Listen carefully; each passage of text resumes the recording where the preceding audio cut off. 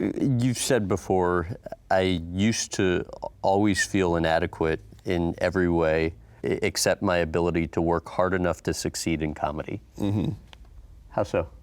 I just think that there was something about comedy that made me feel safe, because I always connected like, oh, if you just work hard at this, you'll be okay. So if someone says, I need 10 jokes, in my head I thought, oh, I can write them 100 jokes. And then they'll like me, and then I can keep working. So they always felt like there was some control in the work that would support me, because I was always willing to over-deliver. And I always tell that when people, ask me for advice. I always say, don't be a dick, over-deliver, and then people will want you around. How many hours did you find yourself working, and how over the years have you found that impact either health or personal life? Well, when you're young, that's all there is. You're just, you don't think about anything but working.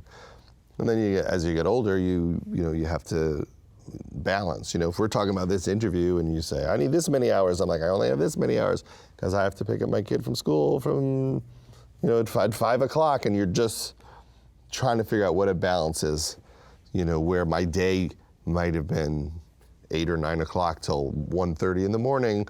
Now I think, okay, I got to fit my day into 8:30 to 4:30, and so that I can be a normal human being. And it's hard because sometimes you have more work than there are hours, or the work is distracting, because if something's going wrong, you might go home and it's still in your head, and so you have to learn how to let it go when you walk through the doors and get home. And if you're upset, or like you just made a movie and you think, this one may not be working, sometimes it's hard to just drop it. But you spend your life trying to figure out how to be sane and how to have some sense of perspective about what's important and what's not important. Well, and you've also said you'll pretend to be a very positive person, but you're anything but in your head. Explain that. In your head sometimes, like, I have a problem where I'm always like, my head races. I'm just like thinking. And I think some of that is from childhood where, you're like a catastrophic thinker. So for me, one of the reasons why I do a decent job at what I do is I'm always thinking, if something went wrong, what would it be? And I try to do something that prevents it. But that's a terrible way to think for life, because then you're not in the moment. You're always in a disaster. Like even now, last night, I just saw this thing on the news that they think there's going to be a big earthquake in LA soon. Like all roads lead to a bad earthquake, potentially like in the next month. So I'm just like, okay, where's the earthquake food? Where's the water? Do my kids know where to go? I can spin that out. But I might be spinning 30 of those, some work, some home, and my head is just trying to prevent problems, which is very unhealthy, but in a weird way in show business, it makes you succeed.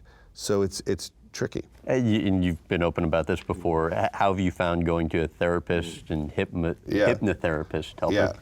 Well, it helps you understand all of it.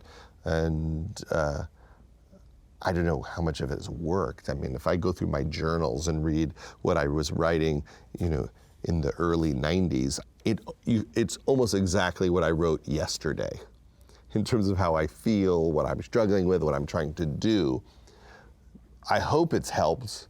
I guess it probably has, but it's a lifelong struggle to be sane. It's a lifelong struggle to just find a way to be peaceful and to be a nice person and to not beat up on yourself or be a nightmare to other people.